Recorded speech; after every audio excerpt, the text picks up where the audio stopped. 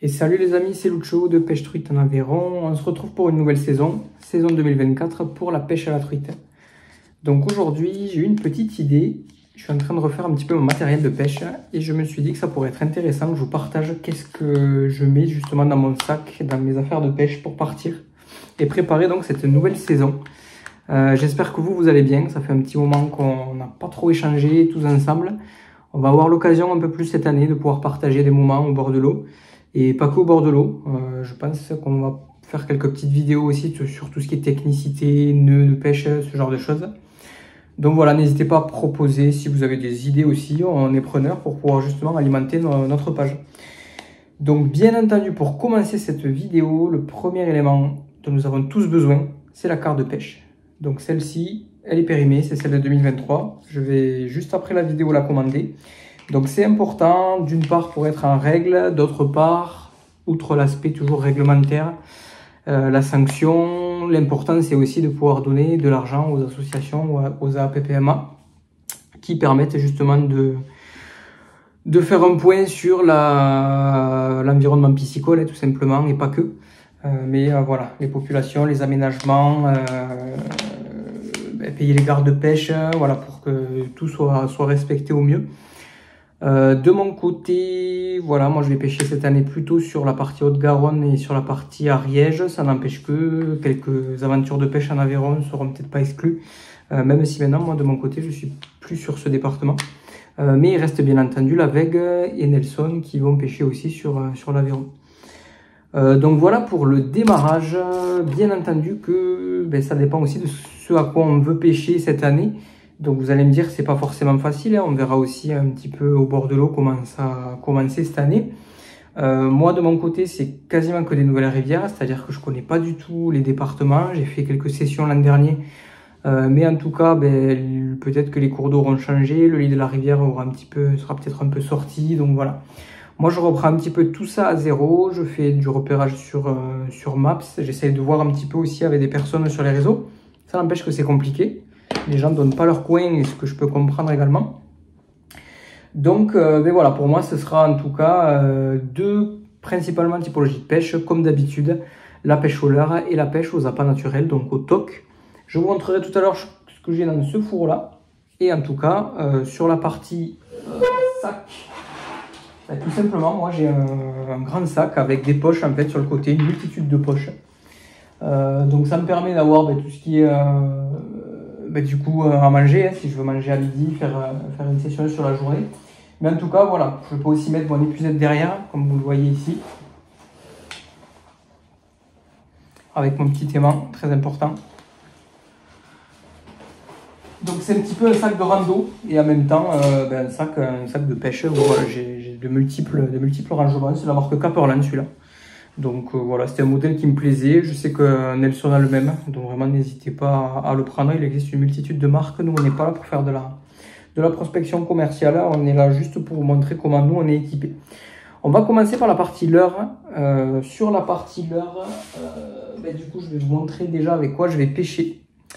Donc moi, j'ai une canne Shimano. Alors, c'est une canne qui a une énorme valeur sentimentale. Ça fait des années et des années que je l'ai.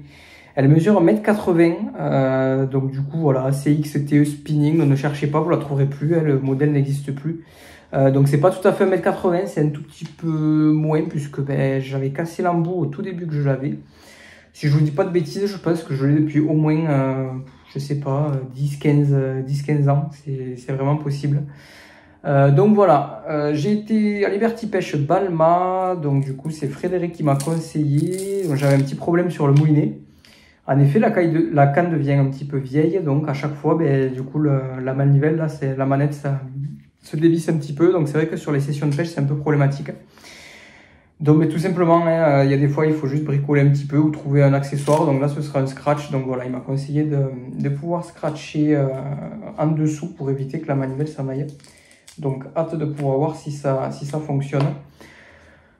Oui, sur le moulinet, du coup, c'est un Ninja, donc le LT 2500 XH, le classique. Donc celui-là, il n'a pas changé depuis l'an dernier, ça fait toujours l'affaire, fluoro dessus.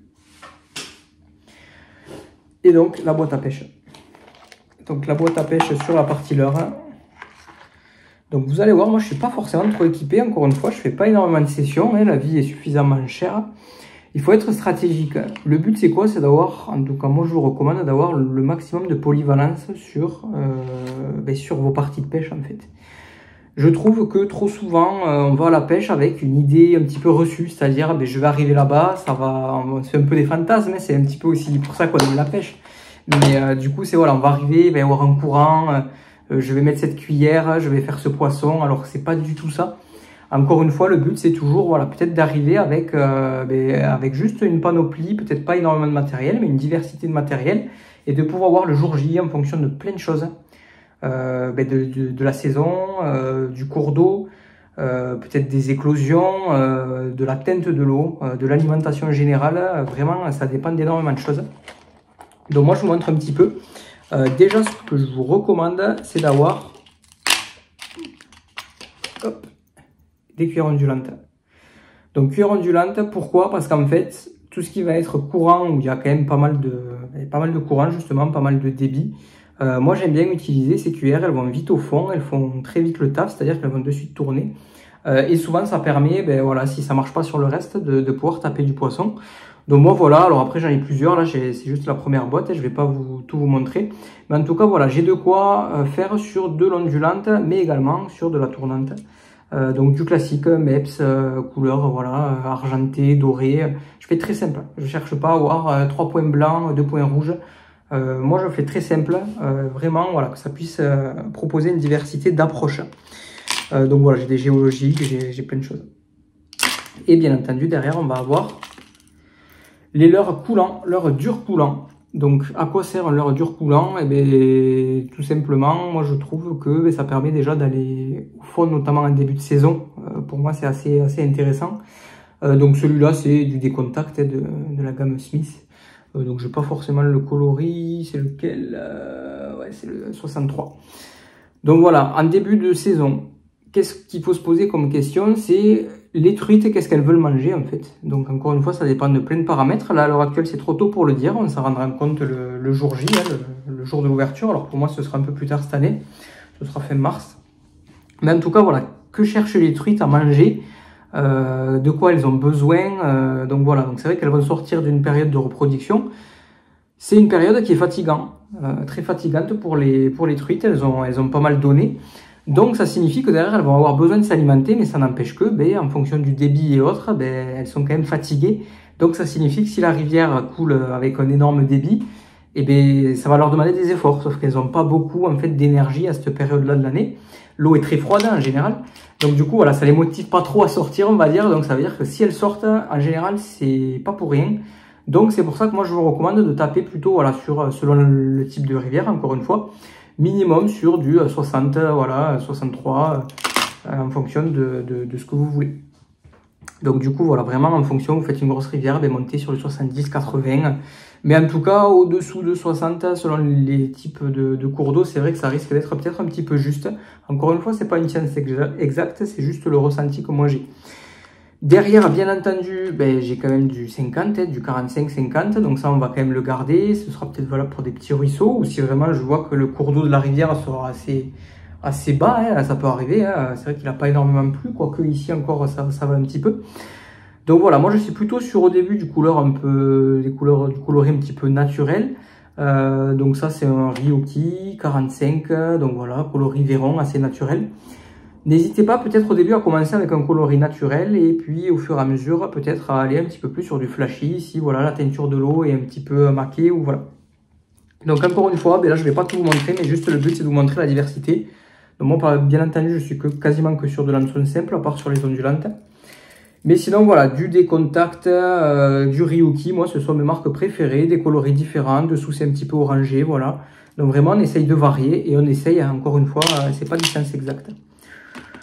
Là, du coup, j'ai ce type de leurre là. Donc, c'est vrai que voilà, c'est encore une fois une diversité. Donc, ça, c'est un des Insight en 44.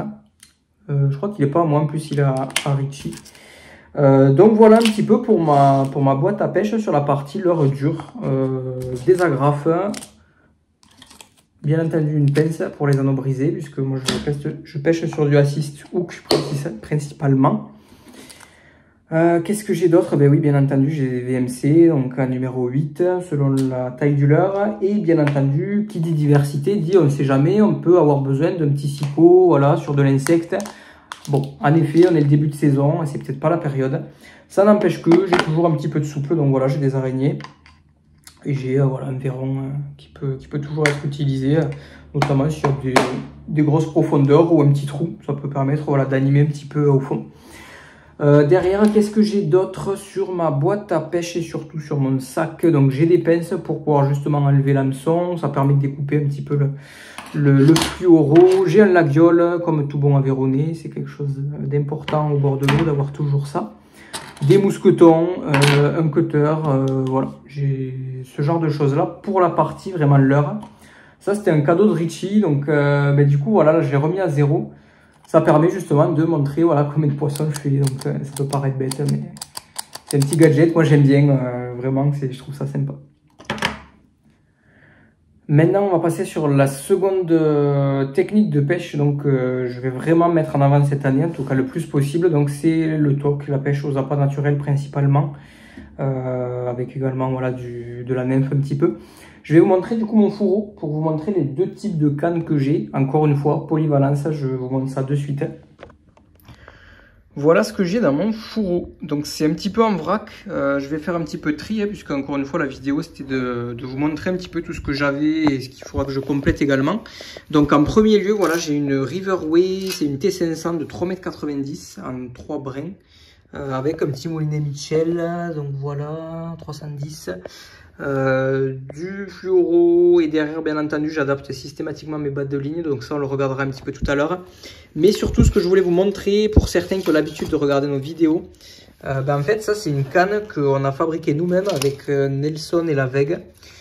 Donc c'est très simple, c'est une ancienne canne à coups et en fait on l'avait percée et si on regarde bien au bout en fait voilà il y a le fil qui sort. Donc c'est tout simplement une canne à fil intérieur, vraiment utile, et là on a l'embout. C'est-à-dire que cet embout, ben voilà, en fonction, on le règle comme on veut et on vient l'emboîter sur le tampon là qui est vide. Donc ça permet de faire une rallonge. Donc voilà pour la partie matérielle, en tout cas les cannes sur le toc. Donc sur la partie matérielle toc, en fait j'ai pas grand chose. Vous allez dire pourquoi, mais en fait c'est pas compliqué. Moi je fais tout sur place en général. Donc du coup voilà, j'ai de quoi faire mes bas de ligne. Donc j'ai plusieurs tailles de fluoro ou de nylon, en général c'est du fluoro.